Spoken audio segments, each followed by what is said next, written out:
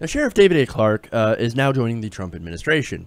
I think the biggest surprise is that he wasn't already in the Trump administration, because he was a big backer of the president back when he was candidate Trump.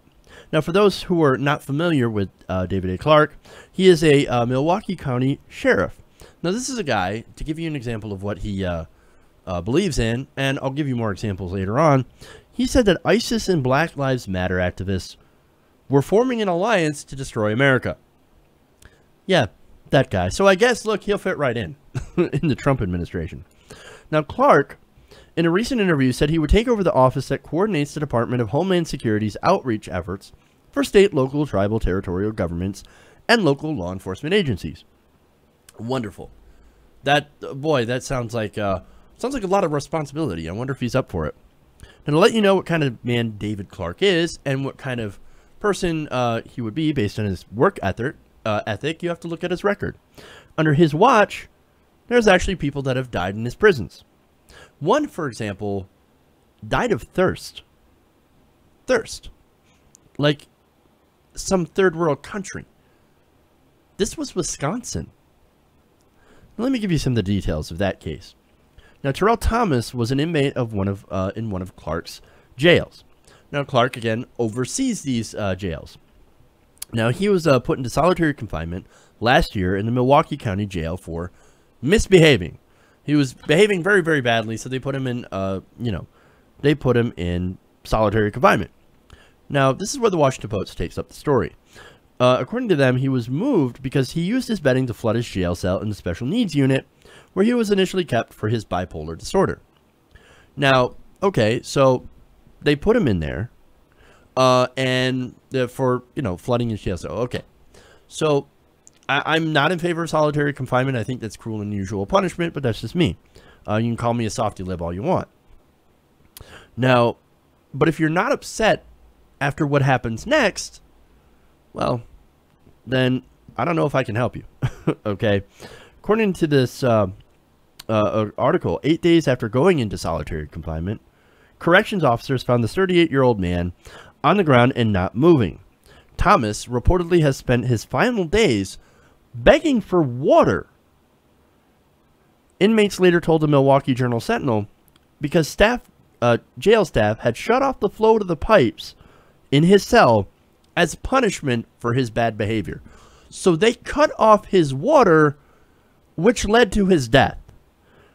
Prosecutors told the jury last month, because there's a court case going on about this, that Thomas had endured 7 days without any liquid whatsoever, had lost 35 pounds, and had grown weak and quiet before he died inside his cell.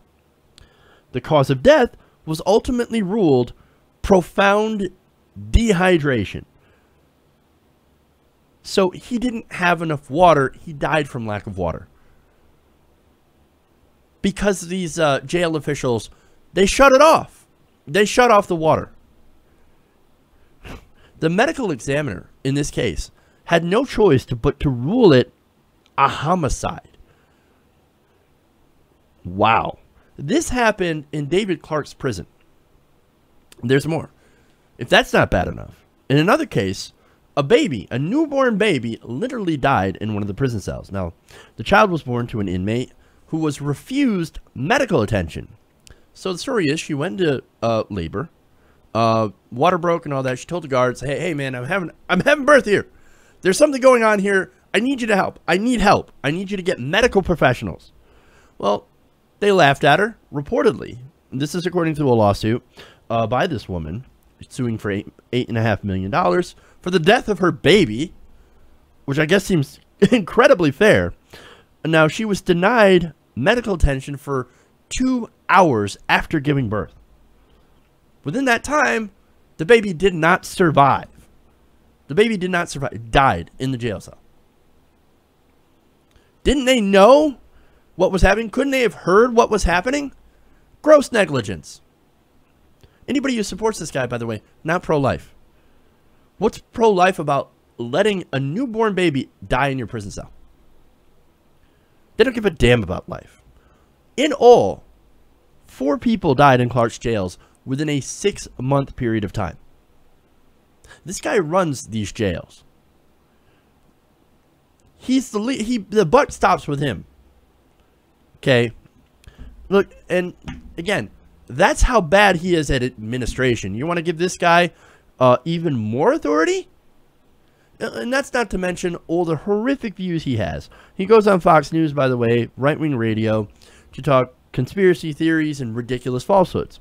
Like, for example, when he told Fox and Friends that police brutality doesn't exist. Quote, first off, he told Brian Kilmeade, there is no police brutality in America. We ended that back in the 60s. There's a new Harvard study out that shows that there is no racism in the hearts of police officers. They go about their daily duty, if you will, to keep communities safe.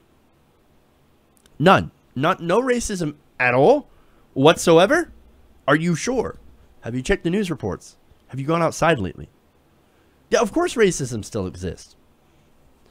And yeah, okay, it is less than the 60s, to be fair, because there are less racists alive, but it still exists in this country. And yes, some of the people who are racist happen to be police officers. Not all of them, obviously, but some people happen to be drawn to that power.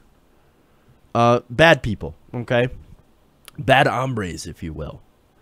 But no, you don't believe racism is still a thing?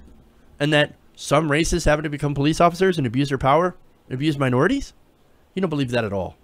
You can't believe that at all. If you do, you're completely divorced from reality. Look, this is a guy. This is who this guy is, though. He is set to take over a massive law enforcement agency. This guy can't run a jail without it killing 4 people within the span of 6 months, including a newborn baby. No, he is incredibly unqualified and shouldn't be in charge of absolutely anything. Much less, if you want to ask me my personal opinion, I don't think he should even be free at this point. But look, this is the kind of law and order. If this is the kind of law and order to expect from the Trump administration, then we're in a lot of trouble. A lot of trouble. Hey everybody, thanks for watching this video. If you want to see more like this, please hit the subscribe button below. And if you want to support truly independent progressive media, please consider becoming a patron at patreon.com/TYTNation.